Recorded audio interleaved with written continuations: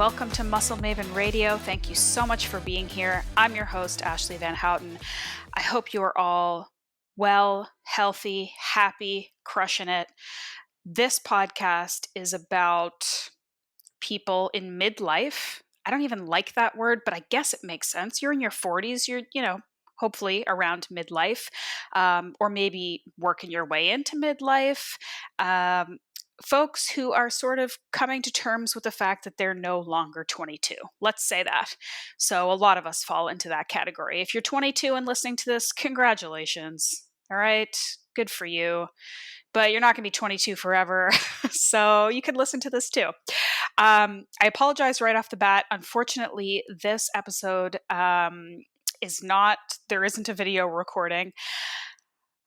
Because I was trying to make some room on my computer. I was messing around and deleting some files and the cloud, etc. You know how it goes. I deleted the video recording of this episode, which sucks because I do like it better when people can see the guest and our faces and see us interacting. I think it's better, especially for those of you who listen on YouTube. So I apologize if you do. I think most of you probably don't, in which case it makes no difference, but I just wanted to say sorry about that off the top. But my guest today is awesome. His name is Dr. Marc Bubbs. He is a naturopathic doctor. He's a performance nutrition lead for Canada Basketball, performance nutrition consultant for a portfolio of professional and Olympic athletes. He wrote a best-selling book called Peak, and his new book, Peak 40, comes out very shortly, all about building a leaner, stronger body and a sharper mind in midlife. So any of you guys who, follow football, you got Tom Brady, we've got some MMA fighters in their 40s who are crushing it. This is a thing now, okay? We don't have the excuse anymore that we're not young, that we're not in our 20s, that it's all downhill from here. It doesn't have to be that way. And Marc talks a lot about that. He goes in depth from a nutrition perspective, a training perspective, lifestyle, so the mindset of it, the sleep aspect, all of that good stuff. And we really do touch very specifically on, apparently this is like a scientifically proven thing, which I'm not super pumped about, being in my 30s and staring down the barrel of hitting my 40s, if I'm lucky, is that there tends to be a happiness slump that is almost universal across socioeconomic factors, geography, all of that. People tend to kind of bottom out in their 40s. Of course, there are things we can do to avoid that. We can be healthier and happier and proactive and avoid that slump in many ways. There's tons we can do. So Marc gets into talking about why this happens, how this happens, and how we can avoid it, among a lot of other things. So I'm very excited for you to listen to this episode. It's full of really, really practical information. And I will say that about his book too, the new book, Peak 40, which I read before this podcast. It is probably going to be one of my most recommended books for potential coaching clients or just people who I'm not going to coach, but I want them to have real information to use. It's just so applicable. It's so accessible, but it's research-backed, it's experience-backed, and it tells you what you need to hear on all levels of health and wellness and fitness. I cannot recommend this book highly enough, honestly. So definitely check out the book when it comes out. I'll have a link in the show notes for you to either pre-order or order it, depending on when this is coming out. But have a listen first to Dr. Bubbs and myself chatting about getting old and how it doesn't have to be a big deal. So that's it. I hope you enjoyed the episode. Stay tuned till the end. And if you are enjoying it, please, this is my maybe once monthly plea to you guys to make sure you subscribe, make sure you download, please rate and review and share this podcast. It's the only way I can promote it and grow it and keep it going. So if you do like it and you haven't done that yet, it takes 2 minutes and it makes a huge difference to me. I see all the reviews. It would be greatly appreciated. So thank you in advance. Please enjoy the episode, and I'll catch you at the end.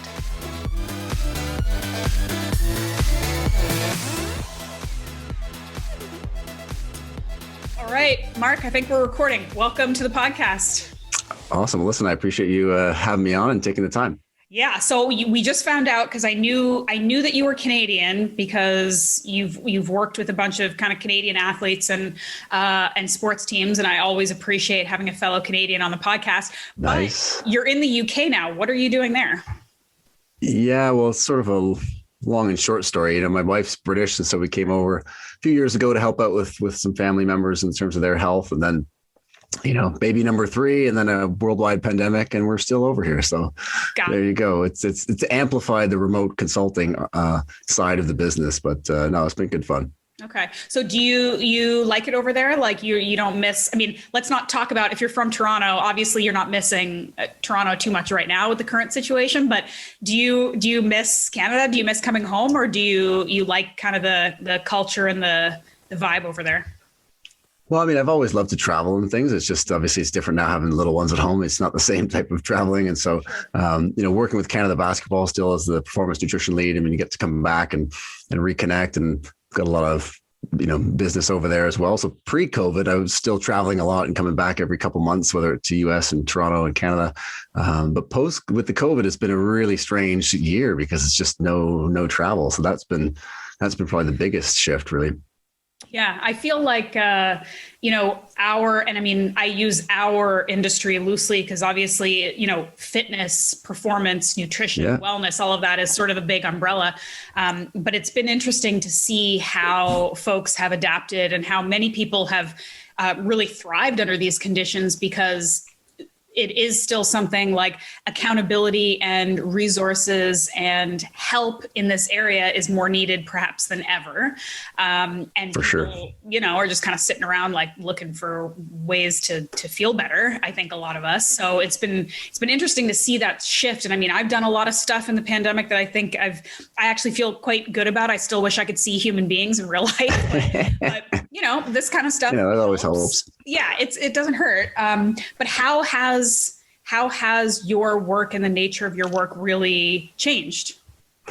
Well, like you said, it's been interesting because on the sort of corporate side of things and general population, I think even pre-COVID, a lot of companies were putting a lot of resources into mental health and how nutrition and exercise can help. And so, you go into different law firms and things and give talks, and companies were always a little bit apprehensive to have sort of remote talks. They always wanted that in-person feel. And probably what you've noticed as well is all of a sudden you give some of these remote talks, the attendees get value. And then all of a sudden the companies think this is actually great. We don't have to bring somebody in. And so that whole thing has changed. I think the last year of Zooming has really shifted everyone's mindset on that front. Yeah. And so that's been really nice. On the athlete side of things, it's been a challenge because we got all sorts of stops and starts in different leagues around the world and different rules around the world, and athletes being stuck in different places, the Olympics being moved. So that's just really been challenging. And, as a practitioner, but even for the athletes, that unknown piece is it's amazing how that derails things so much because, as elite athletes, pro athletes, that regularity, that schedule is really what they lean on. And all of a sudden, all bets are off. You don't know what you're training for. Will there be a nationals? Will there be an Olympics? And so, it's been really to see that sort of human side of elite and professional athletes, because just like anybody, those stresses and anxieties influence, their training and their life. Absolutely. And motivation and all that stuff. Because, elite athletes more than anybody, us sort of like recreational, like weekend warrior type athletes deal with it too. But especially elite athletes, like you've got like cycles and peaks and arcs and valleys of training. And when you don't know what's coming or when, or, that's got to really mess with you mentally. Because again, like the average person who likes to train for a 10K a couple times a year or a CrossFit workout, like we don't have those things. We feel lost. And for sure, it's like 100 times that when you're a professional athlete. So, well, and I think the Olympians are really feeling it because to your point, like it sucks if you're training for a 10K or a marathon, let's say, and you put 6 months of training in and you're like, oh man, the New York Marathon or the Toronto Marathon got canceled. That's no good. And then you think of someone who's putting 3.5 years and they're almost there, and now everything goes into a flux. And it just shows you how, these similarities between, there's a lot of differences obviously between us, the general population, and elite athletes, but there's a ton of similarities. And that mindset piece is a big one. What you touched on of, having a plan, of having a goal or a target that you're aiming for, and being able to systematically follow that is so important. And when that gets derailed, the anxieties that all of us feel if we're struggling or hitting roadblocks or all those things, they feel the same thing, and it can derail their training and their, the quality of what they're trying to achieve as well. Yeah. Do you work with mostly teams, or is it sort of half and half, like individual sport athletes and teams? Yeah, so I work with a lot of basketball players, obviously, through Canada Basketball. And then I do a lot of consulting work. And so, this past year, pairing with Altus and doing more work with track and field, which I've done some in the past as well. So that's been pretty cool with, working with individual athletes, which is tend to, when I consult, it tends to be on the individual athlete side of things. So a particular athlete on a team, or in this case, track and field. And that's nice in itself to be able to kind of get to know the athletes a little bit more, and then be able to really, tease out some of the roadblocks, because, oftentimes we think it's just sort of calories and macros and just telling them, here's the plan and follow it. But, again, like the rest of us, they're human and things get in the way and life gets in the way. And so how do we start to uncover what are some of these areas that are holding athletes back? And so that's part of the fun. Man, if it was just that easy, right? Yeah, exactly. Right. Oh, it'd be so good. Do you work with like university basketball athletes in Canada? Yeah, we work with, with Canada Basketball, we start with our 13-year-olds all the way up to our Olympic team. So we have that side. And then through that, work with a lot of male and female basketball players. And so it's, it's always interesting that it's always with team sports, it's amazing just the caloric expenditure, right? Like if you're playing basketball or football or soccer, the accelerations, the decelerations, the change of direction, the physical contact, all of these things really drive up caloric intake. Mm-hmm. So it's a little bit tricky to think about. We think of an hour in the gym, even an intense workout. I mean, it's definitely intense, but when we look at the caloric demands, they're actually really different. And so sometimes if we're coming at this too much from our, sort of bodybuilding or physique side of things, it's a different in the sense of, you got to really account for that difference in caloric intake. And so this is where the fueling, especially with younger athletes, like you mentioned, whether it's high school, collegiate, the amount of calories it takes to get through the day is just, I'm jealous now at 42 to be these kids eating that much food. It's pretty impressive. Yeah. I'm thinking of like a 16-year-old boy who's 6'8" and playing basketball at a high level. Like the amount of food that kid has to eat, that's pretty crazy. Yeah. And that's always, it gets into that conversation around, for our general population, we're trying to always, eat real food, try to reduce your processed food. And those are great messages. And then it then becomes hard even for parents or coaches when we have an athlete like that who's 16, 18, 22, and they need to consume 4,000 calories a day. Mm-hmm. It's incredibly difficult, if impossible, to get there on just whole foods, right? You're going to get full if you eat 3 heads of broccoli. And so the idea that we're going to have some of these things that are more calorically dense, and that's going to actually be okay. Not only okay, it's going to be beneficial and not detrimental to health, is a really hard one for people to kind of wrap their heads around, because, when the context changes, the advice can change. And we're so used to saying, stay away from that it's hard for even parents to say, well, come on, juice or this type of energy drink or whatever it might be. But yeah, we need that to keep the logs on the fire and to keep the fire burning. Otherwise, with all that activity, you start to get into problems when there's not enough energy going in the system. Yeah. I think that's why the idea of like context and nuance is so important in this kind of conversation. And that's what I really like about your book. And we're going to get into that because I have a lot of strong feelings about the book and some questions that I want to ask you. Good feelings. Cool. Nice. But nice. Yeah, it's true. Like I remember, I think it was like an MMA fighter. I was watching something about their like prep, and that's another sport where obviously they have just huge energy demands. Their training is ridiculous. And they were saying something similar where they're like, obviously I need to fuel my body with high quality food, but I also need just calories also at the end of the day. So what I do is I make sure like I have a nutritionist and I have all these like people doing all these scientific calculations for me, and I make sure that I get this basic, like I get my macros in, I get my like micronutrients in. And then when that's all good and taken care of, I fill in the rest with French fries and some sugar and some whatever, because it's like, there's like metabolic currency that's happening here when you have a lot of muscle, when you're a very lean person, and when you're incredibly active, And I think it's really hard. And I feel like it's becoming increasingly difficult in our, increasingly polarized like online world to parse out some of this like nuance. Because again, yeah, it's like people are either like, there's no difference, it's calories in, calories out, you do what you got to do, like whatever, a calorie deficit, you're going to be healthy. Or there's like the other side where it's like, you cannot eat a chocolate bar, you will die. Yeah. And there, of course, there's so much. It becomes ridiculous, right? Yeah. And I mean, I think it's also because, and this is something I've talked about a lot on the podcast, that it's, at the end of the day, it's a lot easier generally for human beings to get their head around like really strict black and white rules than it is to understand moderation and context and individual requirements and stuff, right? It's just a lot more work. So luckily there are people like you who maybe have the patience to sort some of that out for people, but yeah.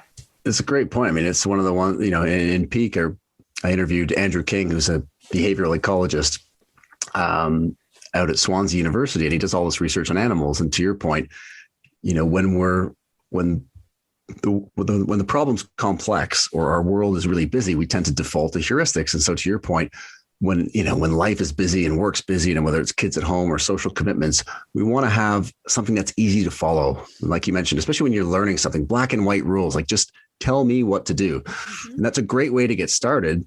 But of course, as you know, hopefully in that process, we can teach people, you know, some of the principles and learn the skills that they need to keep doing it themselves, so they don't, you know, as much as I love my clients, I don't want to have a client for 20 years because it means that we're not doing something correctly. So there's that whole aspect of it. And I totally agree that then this is where following a specific dietary approach can be fine. You know, there's too much kind of bashing on the internet of this diet versus that diet. Like any diet that gets somebody started in the right direction is a great thing, right? And then to circle back to your comments about the MMA, I mean, this is where it gets really interesting when we talk about sports where you're making weight, because you can really start to appreciate how, you know, reducing in the week before weigh-ins, they'll really reduce fiber intake.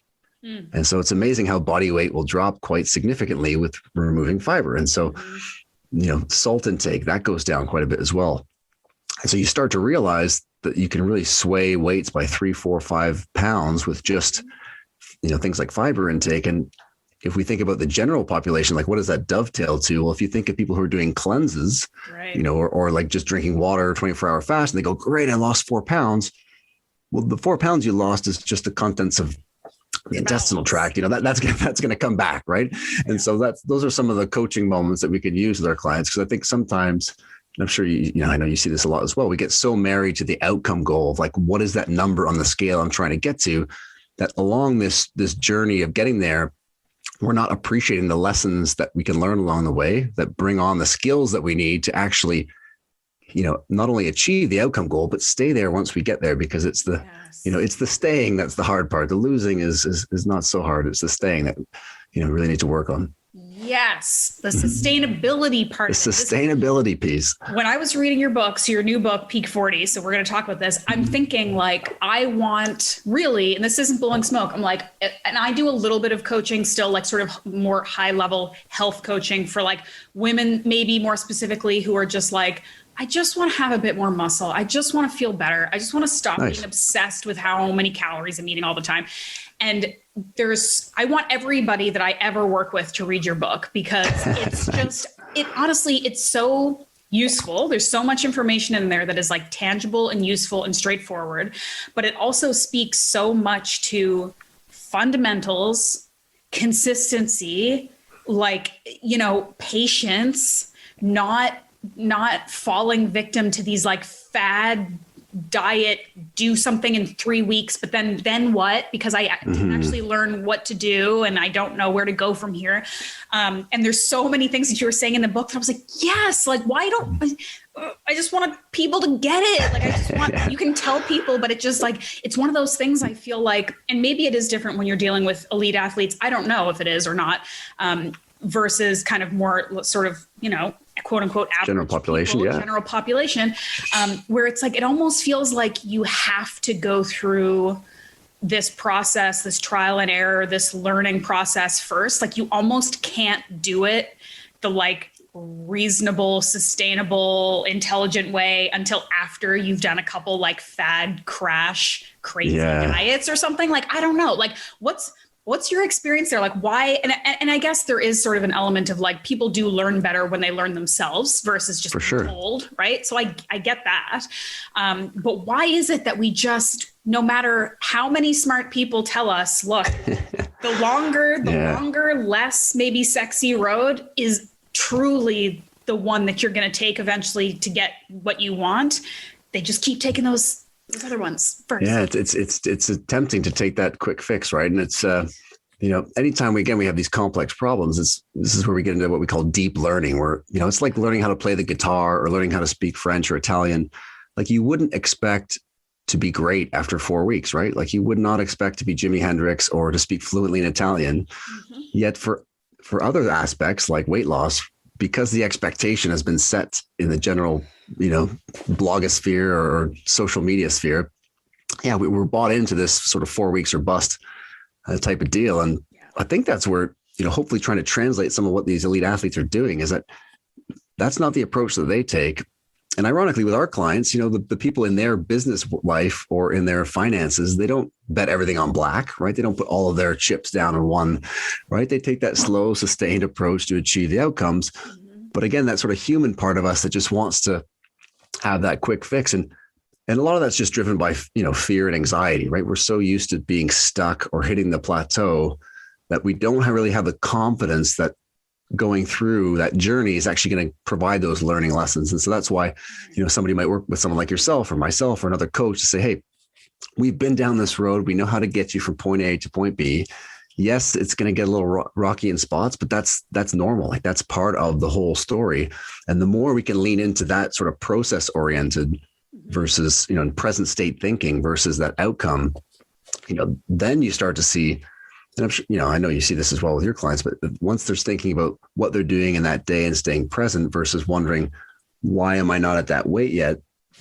And, for anybody who plays tennis or golf, like if you're thinking, I want to hit it in, if you're, serving a tennis serve, or if you're a golfer, like I want to hit it in the fairway whilst you're swinging, like there's no chance it's going to go in, right? You got to have a thought about the process that's going on. And so it gets back to that whole mindset piece of, when we start these journeys with that mindset of, I've got to get there, or with those anxieties are really, front and center or bubbling to the surface, it becomes difficult because at the first sign of a roadblock, the client wants to shotgun, like, let's do this. Let's go that approach. Let's try this. It's like, and then the funny part is always like the solution is only 5 degrees off what they're doing. Yes. It's just the fact that they don't have you or myself or somebody else to help them see, okay, don't worry, this is fine. This is expected.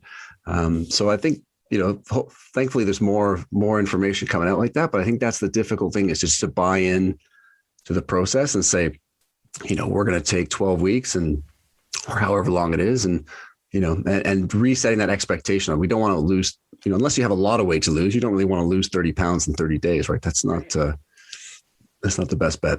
Yeah. I like to, in the book, how you use examples from professional athletes, because again, that is something that is another kind of human nature thing. Like we like to hear about what the elite best of the best are doing. We like to hear that they make mistakes too, and they learn from them. And it is something that I sort of reference in my own work too, even if we call it like a little bit of like, I don't want to say the word shaming, but I do, like one of the examples that I use a lot, and I find this a lot with women. I don't know if men are the same, probably. We have a really hard time like recovering and taking downtime. Like everyone just wants to grind and grind. If you take a day off, it's because you're lazy.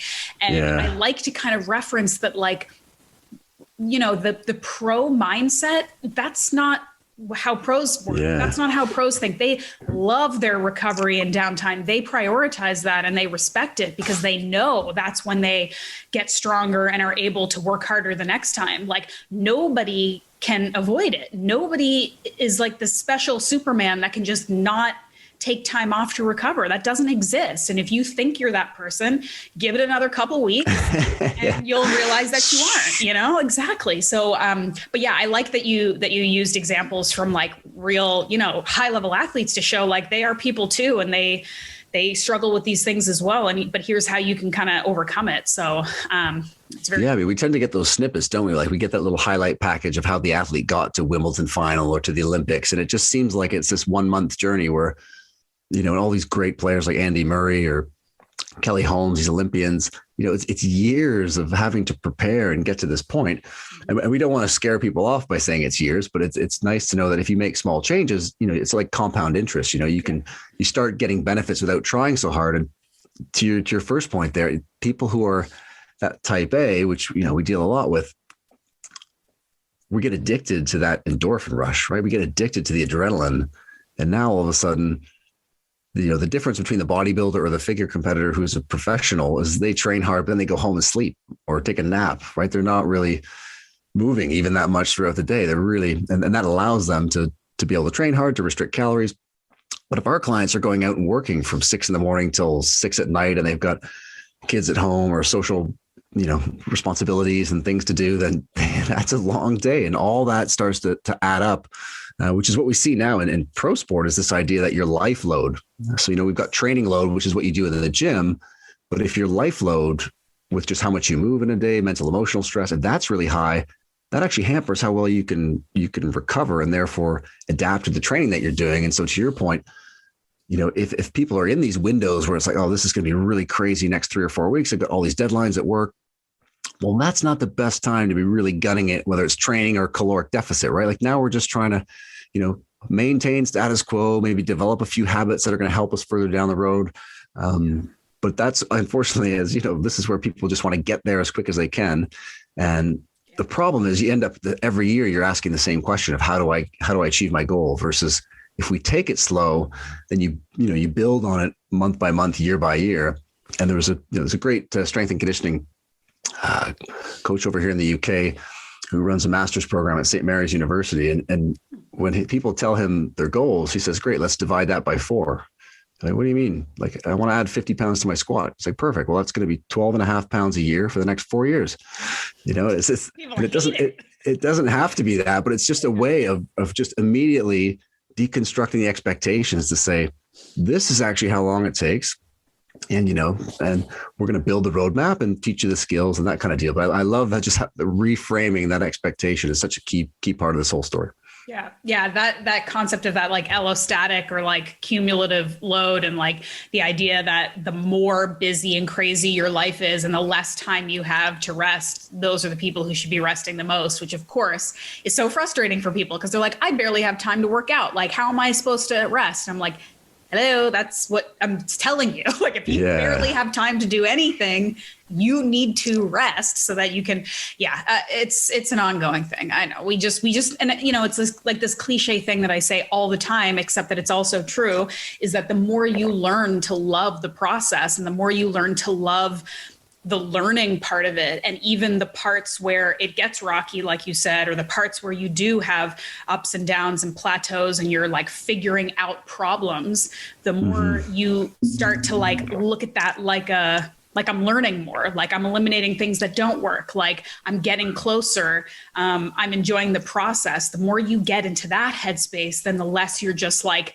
trying to get to your goal and not actually living your life and enjoying what's happening. Because most people too, like, especially, I mean, professional athletes maybe, but like most of us, we don't even have really an end goal. Like we might say, I want to get 50 pounds heavier on my squat, or I want to be this % body weight. But like, once you get there, like your life isn't over, your journey isn't over. So like to look at it only in terms of like, I just got to get through this period to get to here. But then what happens once you're here? Like you got to figure something else out. So life keeps going, right? You have to do something the next day. And what's that thing going to be? And there's a great quote that we hear a lot now in sport called, I either win or I learn.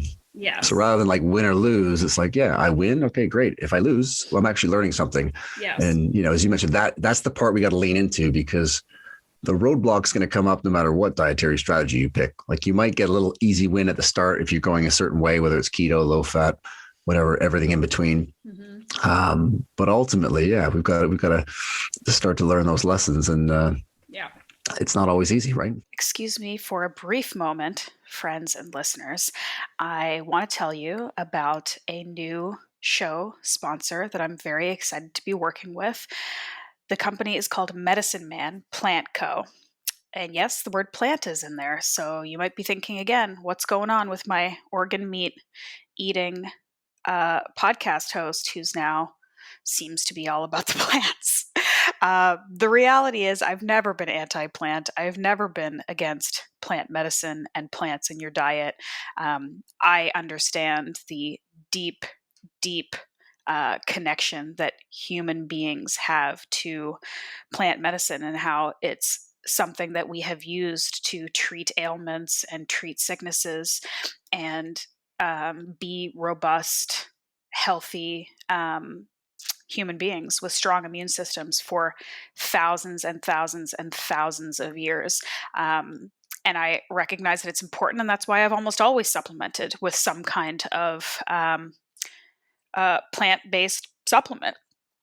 This company, they understand that our culture does tend to have a little bit of maybe fear or trepidation around herbal supplements, which is kind of crazy when you think about how medicalized our society is. And listen, this is not a conversation about modern medicine being bad and plant medicine being the only way. I do not believe that. I believe that we are at a beautiful time in life that we have access to all of the resources that we have to make ourselves healthy and happy. But I do think it's interesting that we don't often ask for the ingredients of the pills at our local pharmacy, but we're very, very mistrusting of herbal supplements and plant supplements. And it makes sense because in the US, we really don't have a governing body that's actually paying attention to a lot of that stuff. And so sometimes the things that you buy and pay for are not the things that you get. But that's not the case with this company. They do very rigorous third-party testing to ensure the purity of their products. So what you are paying for and what you are buying is what you are getting. They have a range of products that support different processes in the body. The one that I have been using the most and that I really like is their immune pill. I was using it throughout the winter when, your natural immunity is going down because you're not, well, at least up in Canada, you're not really out in the sun. You're not doing the healthy things that you're normally doing. So their supplement has vitamin C, it has elderberry, it has cordyceps, it has echinacea, all very well tested products that together can help you stay healthy as long as you're doing all the other good things, right? So learn more about this company at medicinemanplantco.com. You can use my discount code, Muscle Maven, of course, for 20% off. Go check out their products, go have a read, learn about them. If you have any questions, send me a message. We can chat about it. I'll be putting out more information over the coming weeks as we continue to partner together and try to teach people about some of these ingredients. But I wanted to pass that along to you because I like the company, I like their products, I've been using them and liking them, and so I thought you should know about them as well. So once again, it's medicinemanplantco.com. Discount code is Muscle Maven for 20% off. Go get you some. Now back to the show. Yep. I think this is just, again, me just having an opportunity to rant to somebody else because I'm like, come on, why doesn't everybody just listen and do it right the first time? It's not like I did it right the first time either. We all kind of go through it, but sure. I like too that the book, so this new book, Peak 40, right? Because you're talking about kind of people, athletes, everyone kind of entering this sort of I don't even want to say the word middle age. But hey, midlife, we prefer midlife. Sounds it's a little softer. Okay. That's better. Midlife is better. But this concept of, maybe we're working our way out of peak high performance years, unless you're I don't know, Tom Brady, whatever. There's some people in their 40s crushing it.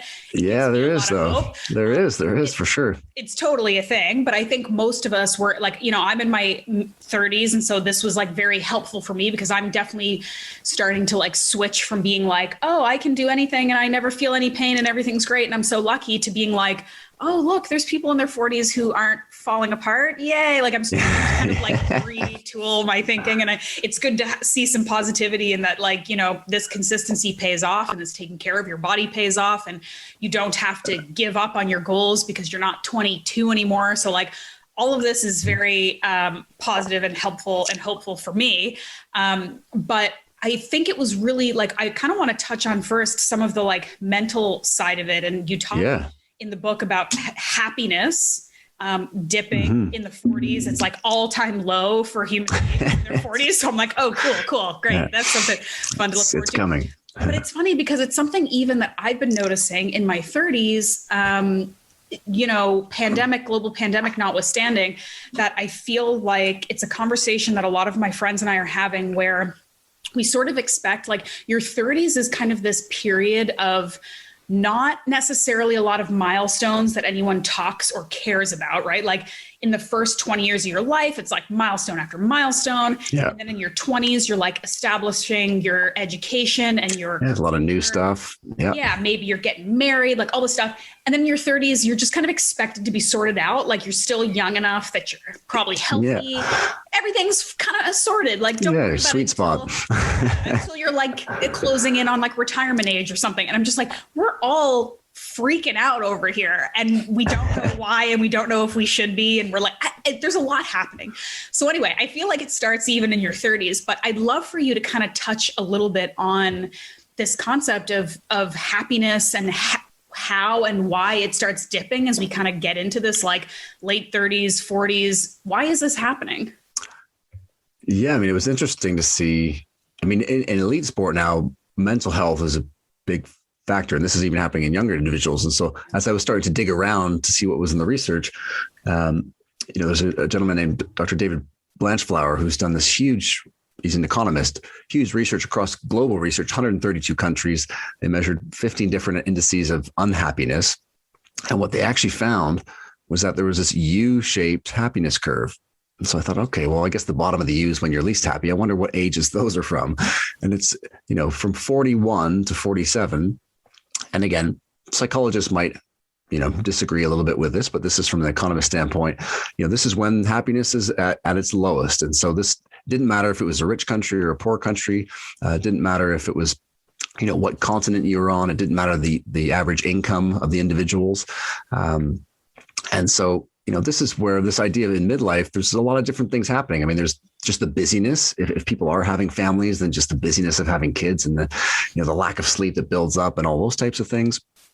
There's also, by your mid 30s or so, you're sort of looking at your life a little bit differently, or you're seeing yourself a little bit more clearly than, when we're in our 20s. And there's a term called delusional confidence, right? We're all sort of running on this confidence that we're, which is great, but we tend to get a bit more clearer view of some things, and that shifts our mindsets. And so it's not to say that we're destined to be unhappy when we're heading into midlife. It's more around that connection between, if your mindset starts to shift, and let's call it lower, then that actually starts to impact a lot of different things, right? And it starts to impact the food choices you make. It starts to impact whether or not you choose to exercise or what types of exercise.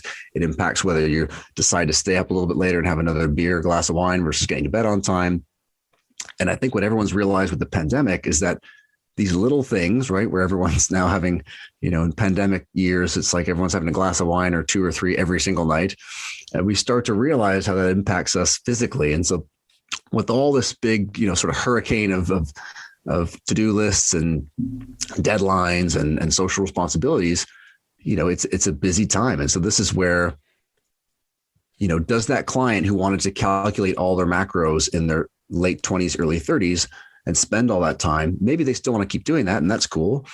But what you tend to see a lot of is people saying, how do I simplify this? Like, how do I make this easier so I don't have to think about exactly what I'm doing every day, so I can keep myself, more or less on the straight and narrow, and be able to be more intuitive with what I'm doing. And so that's where it's really a bit of polarity between peak. We take the deeper dive in terms of the sports and the granularity of grams per kilogram and all this type of thing. And then with peak 40, it's more, how do we set up some rules so it just makes things a little bit easier? And they're it's more of a template, because you can be vegan or vegetarian or paleo or carnivore or everything in between. And if we apply these principles, and most of us, it can help to get things started so we start to feel better, and then we can build on that personalization as we go. Mm-hmm. Okay, that makes sense. Yeah, you are touching on something there where it's like, I don't feel old, but I do feel like I've got a little bit less time to mess around right now, like a little bit less time to waste. Like, sort yourself out now, okay? You're not a kid anymore. let's figure this out. And I like the idea of thinking about this stuff obviously before you find yourself at that lowest part of you, because I feel like it's a lot easier to kind of try to flatten that curve than it is to pull yourself out of the bottom of it. However, I mean, there's always things you can do no matter kind of where you are on that space, I suppose. Oh, for sure. And you mentioned recovery before. I mean, recovery, when we look at the pillars, I mean, sleep is one of the fundamental ones. And again, if simply not getting enough sleep makes it harder for us to shake off negative thinking. Mm-hmm. Right. And so again, this idea of being in that low point, all of a sudden we get less sleep. It's harder to disconnect from a lot of the negative self-talk. And now again, that starts to influence. So it's these little things that can start to creep up on us. And even just being aware of it helps, because then we can start to build in some behaviors and some habits that help us to offset it. Right. Yeah. I'm going to go just a little bit off topic here, because I want Let's do it. You mentioned sleep. So I got to talk about it, because let's go for it. This is the one. And I've talked to a lot of smarter, more experienced coaches and performance people than myself, who talk about this concept of like always balancing lifestyle factors or actions or tactics that are going to move the needle versus the individual's likelihood of actually like doing it and sticking to it. Right. So if you look at like, just taking an example of a client maybe that I have whose food is like pretty sorted out. It's not perfect, but it's like pretty good. Mm-hmm. And their sleep is pretty garbage. And they would do anything I tell them food wise. So I could tighten up some food stuff and they'd do it no problem. And it would probably move the needle like this much. Whereas if they could sort their sleep out, like their life would change. But getting them to do that is like a mountain that I can't even think about how to start to climb. So and sleep is just such a massive thing. It's such a massive issue that impacts everything else. We all kind of know it, but so many people just sort of ignore it because nobody wants to deal with it, because it's hard and it's not sexy and it's not fun. And it also doesn't almost feel like as tangible, right? Like even though people don't necessarily like want to diet, there is this sort of like immediate feeling of being productive when you like change the way you eat, for example. Yeah. Whereas with exercise. Whereas with sleep, if it's just like go to sleep earlier and like do all these things before bed that calm you down instead of the things you're used to doing that distract you, and like all of this stuff, or stop drinking wine before bed. Like no one wants to do anything. No, it's tough to go from 0 to 60 for sure. Yeah. So like what is some advice that you have for people who like just know that sleep is the elephant in the room that they've been avoiding? Like, is it the same as everything else where you kind of just take it like really minimal steps at a time? Like instead of, saying no screens, just say like, maybe just don't bring your phone into the bedroom, or like, instead of don't drink every night, like, let's just do a night or two where we don't have a glass of wine. Like, how do you approach that? Yeah. Well, I mean, again, if we parallel to elite athletes, I mean, Olympians get poorer sleep quality than age and sex match controls in the general population. And so it becomes this thing of like, even elite athletes know that sleep's really great for performance, whether it's reaction time, sprint time, strength, all these types of things. And they struggle to get it. Yeah. And so this is back to that human aspect of how do we actually get people to start doing this?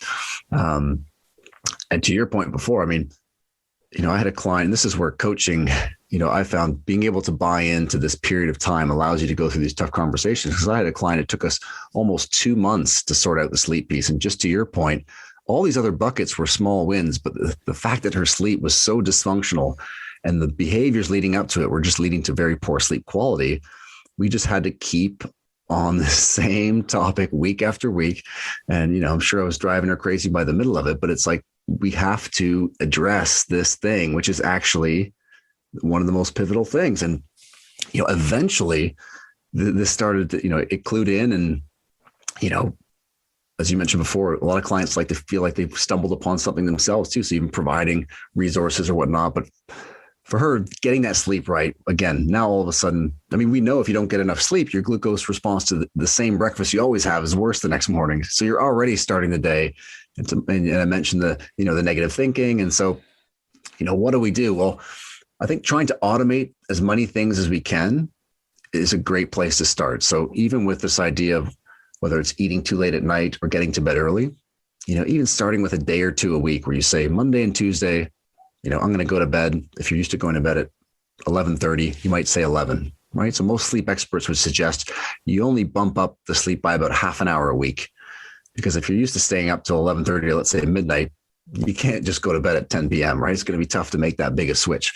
But pre-selecting those days and making, anytime we're changing behavior, we're trying to, over here in the UK, they say mind the gap when you're getting on the tube, right? That the distance between the curb and the subway. And we got to keep that as small as we can, because if that gap's too wide, we're just not going to do it. And so, with the alcohol, same idea.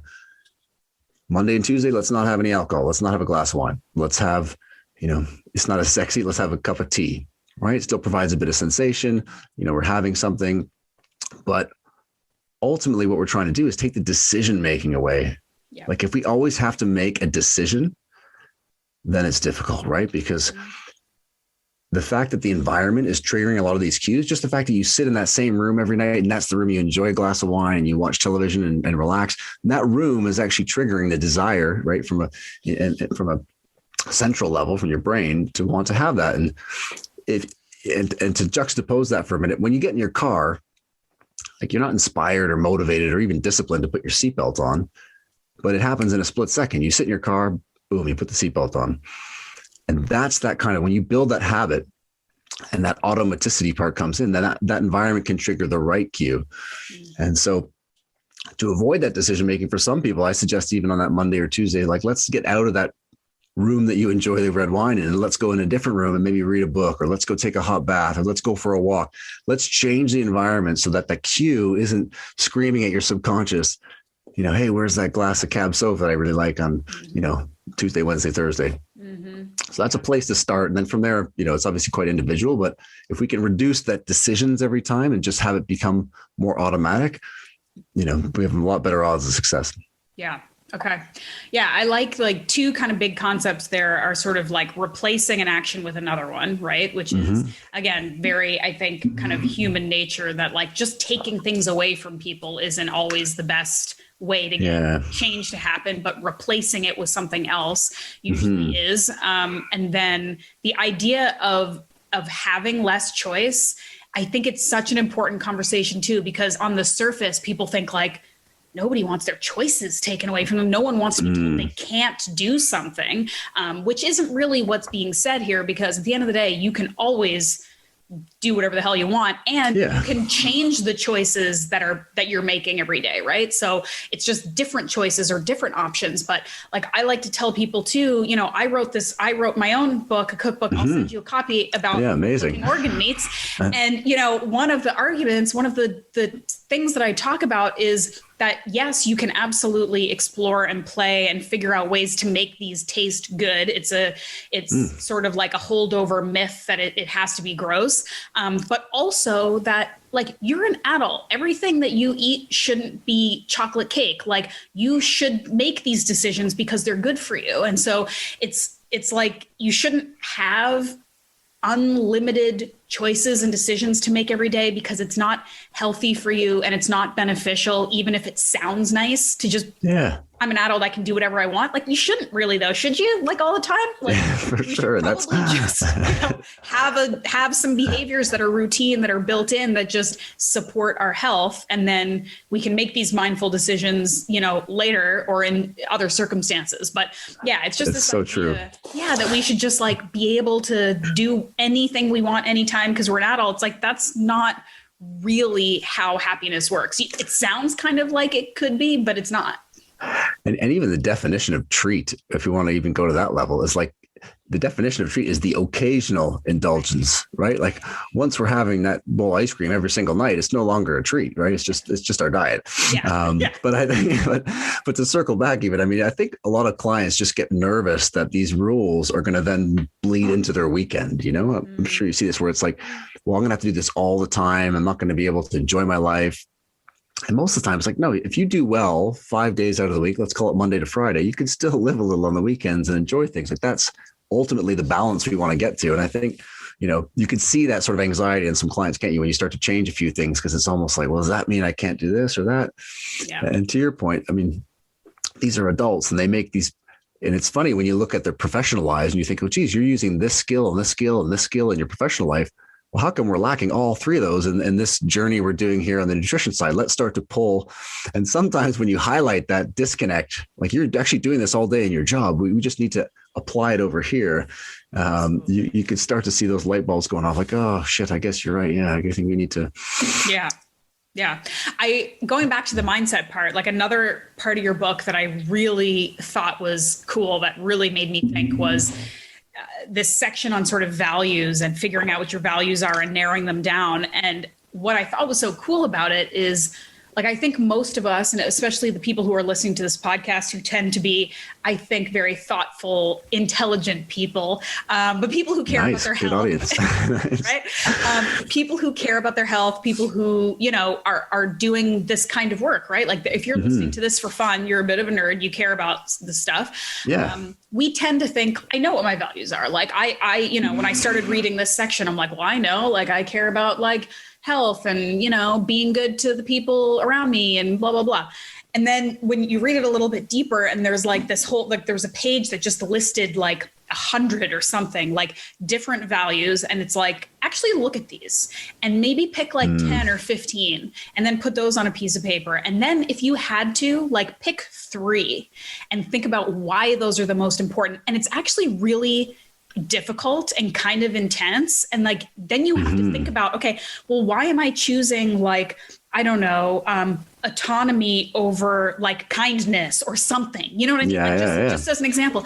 And so it really, like, I sat with that for a while, because I'm like, I really feel like if people spent some time with that, and it's okay if it changes, and it's okay, depending on your mood, whatever, but to really be thoughtful about it, because I do think most average people, we kind of walk through the world on autopilot thinking, like, of course, we want to be a good person. We want to be healthy. We want to be happy. Helping people. Yeah, sure. But like, when you actually, I've got time. But when you really like look at all of the different options and the nuances of what these all mean, and why is it important to you, and why is this more important than that, it can really help you narrow it down. And I think why that's important is because, of course, it applies to your whole life, not just what you decide to eat or how you decide to exercise, but because I think, like what you said earlier about how so many of us are so high performing and competent and confident in our lives. And then when it comes to how we treat our health and our bodies, we kind of lose all of it, because I feel like we are just less thoughtful about it in some cases. Like, I have so many people who come to me saying, well, I'm doing keto and I've got to do keto, but it's kind of affecting me this way. And like, what do I do? Or I just have to be 12% body fat, or all of these things. And even just asking the question, like, actually, why? I'm not telling you that it's terrible or your idea or your plan is bad, but like, why do you have to be keto? Why do you have to be 12% body fat? All of these things. And a surprisingly high amount of the time, people have no answer. They have no answer.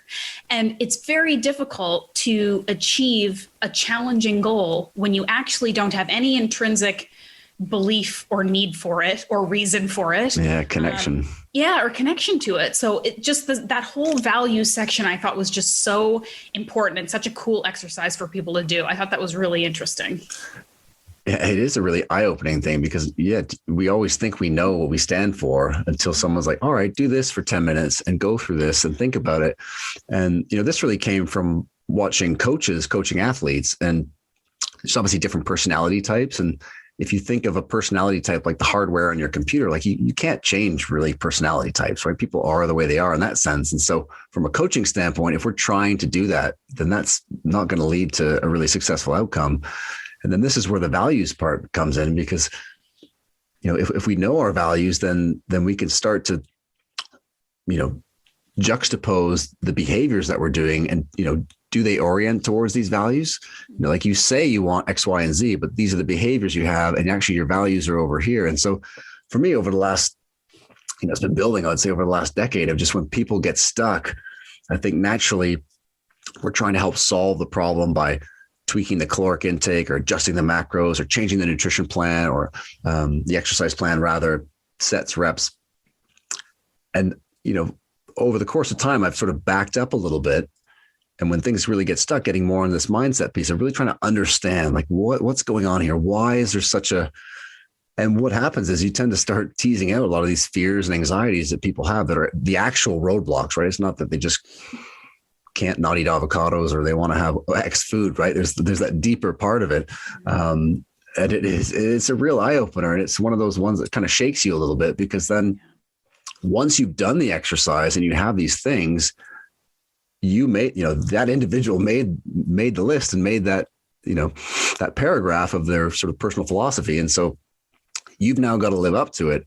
And it's amazing how all of a sudden these behaviors that we were struggling with, it's like the tide just rises up, and it's much easier now to do X or Y, or to, to find that sort of solution. And so, I would encourage people who are stuck to go back to that idea, because, that's kind of like your North Star, right? It helps to really orient, like, why am I doing this? Like, once I get to 12.5%, well, what does that mean then? What do I do tomorrow? Yep.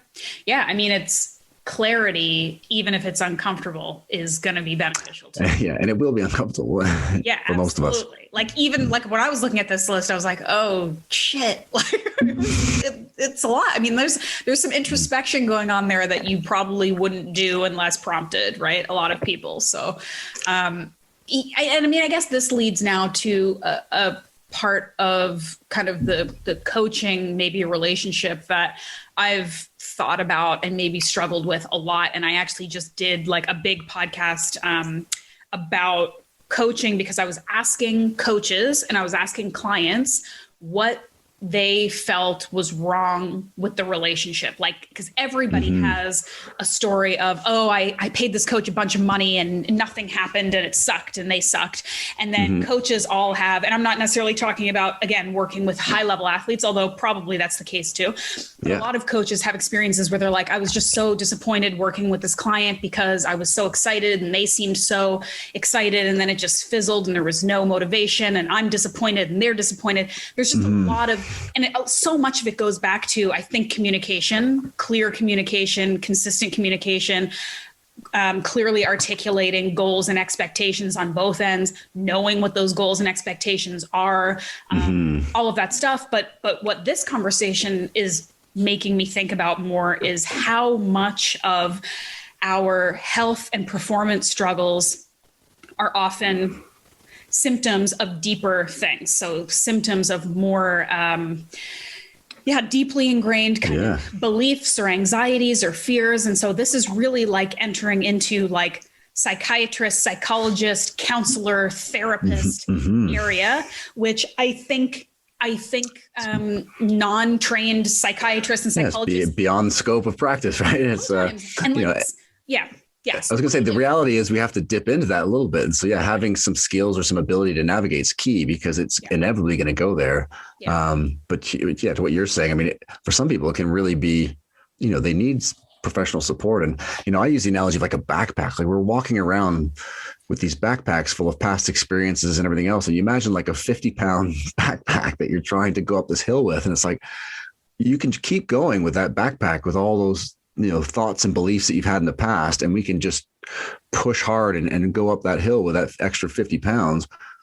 Or the weird thing was, we could just put the backpack down. Like, we don't have to carry, and again, I'm not a psychologist, but having worked with some mental performance coaches, we can bring some of these aspects, and obviously people need deeper, but we don't have to carry that backpack with us. We can actually just put it down and let it go. And of course, that's easier said than done, but even just having that frame of reference, and thinking on that a little bit, and we all have, our subconscious, these things that are these roadblocks that are holding us back. But I think anybody who's stuck, and for significant times, whether it's that coach relationship with the client as well, because, you're right in a sense of, if the client doesn't feel like the coach is really in their corner, then it can go wrong really quickly. Or if they feel like they don't really understand, and it comes back to that human aspect, doesn't it? Like, if you feel like you've got this connection, if you feel like the person's authentic, if you feel like they're able to be vulnerable with you as well, you can build some trust. And again, that's the same thing on the elite athlete side. But if we don't have that, then all of a sudden we don't feel like that person's in our corner, or we're just getting lip service. And now, things can derail pretty quick. Yeah. It's the same with any relationship, even. Like I was saying, probably, I'm not telling you need to make out with your coach. You probably shouldn't. But I'm just saying that the things, unless you're a couple. Yeah. And even then, there's a whole conversation about should your partner be your coach? But true. it's this idea that like with any successful relationship, there needs to be communication and respect and a sense that the other person cares and understands where you're coming from. All of those things apply to every relationship. But a lot of it is how much personal responsibility do you take, because you cannot assume that your partner or your coach knows what you're thinking and knows what you want if you don't communicate it. So, but yeah, I mean, I guess it just goes back around to like this, there is a little bit of being sort of a counselor, therapist, involved in any coaching aspect, because it's very, very rarely that someone comes to you and is like, I'm 100% sorted out in my brain. I just need you to tell me what to eat. Like, that's never the thing. Like, it's just, no, for sure. And it's amazing. It doesn't matter how high somebody is on the ladder of, I remember when I was a full-time personal trainer back in the day, you see somebody 3 times a week for an hour, you get to know them pretty good after even a month. Right. And so it's people, we've got challenges no matter how much money or how little money or what status or not status. Again, these things are impacting everybody. So it's like, all right, how are we going to dig through all this and get ourselves, again, kind of out of the thinking brain and just get into be able to kind of automate as much as we can and get in build some of these habits that can help us to get to where we want to go. Yeah. Yeah. I mean, I have some sort of like smaller, like, I guess, drilled down questions, but maybe because we are starting to come to the end here, like, and this is kind of a big question, but like, we've mostly touched on sort of like, mental and emotional and kind of life stage sort of feelings about our health and our fitness and things like that are addressed in the book. But what is like the main kind of message and lesson that you wanted to impart on your readers with this book? Like, what do you really want to communicate to people? That's a great question. I mean, this is one, again, kind of working in elite sport. A lot of the coaches and performance staff are in midlife and they're working their tails off, and it's their sort of health becomes almost second fiddle to the performance of the team. And obviously 20 years of working with clients, there's different ways we can do it depending on the person in front of us. And I think when life gets busy, then we need simpler approaches. Not every client that we have wants to be into nutrition as much as we are. Yeah. And so they want sort of that, the heuristics and the straightforward approach. And so, I guess maybe a quick story, Erling Kagg, who I talk about in the book, he's an explorer. And this guy, he's been to the 3 poles. So North Pole, South Pole, and the top of Mount Everest, which I didn't realize was also a pole. Yeah. But so, avid adventurer, and this guy spent 50 days going across the Antarctica, right, which is minus 60, 70, whatever it is. I mean, just absolute ridiculous conditions.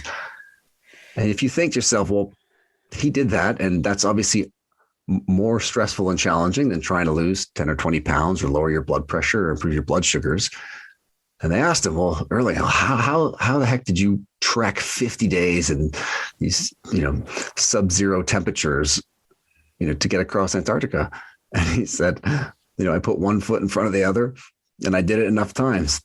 You just think like it's so, beautifully simple, but ruthlessly effective. Right. And it's this idea of the goals that we're trying to achieve or our clients are trying to achieve are definitely not as intense as crossing Antarctica.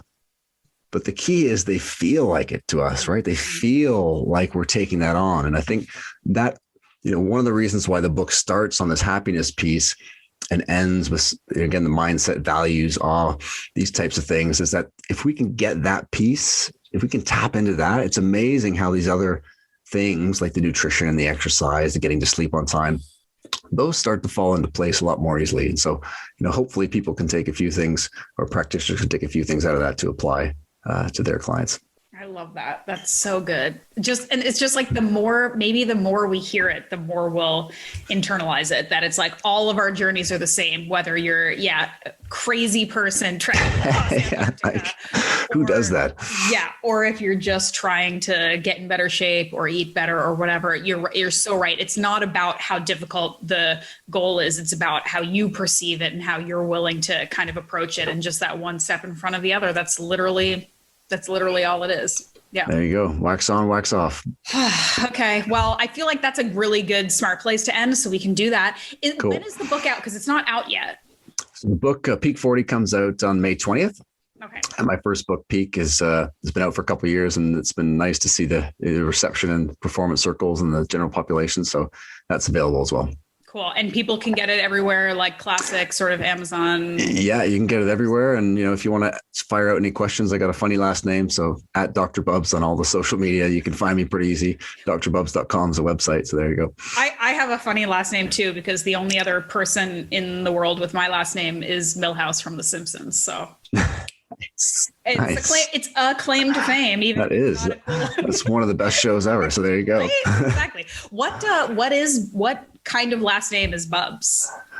Well, Bub was the original name with B-U-B-B English, and coming over, they added the S. But my mom's side's French Canadian, so it's definitely a mix in the household. Right. Okay. Very cool. Well, thank you so much for taking the time. Thank you for writing this book. Like I said, I mean, I read a lot of these books for my line of work, and I really think you've done something just so important and so applicable for so many people, again, because it's great to have the information out there, but if people can't connect with it or understand it or use it, then kind of what's the point? And I really feel like this book is something that anybody could take something from and use it and resonate with it, because I know I really did.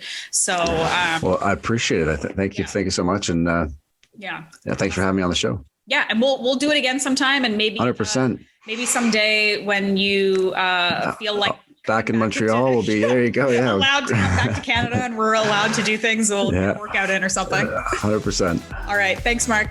Awesome. Take care.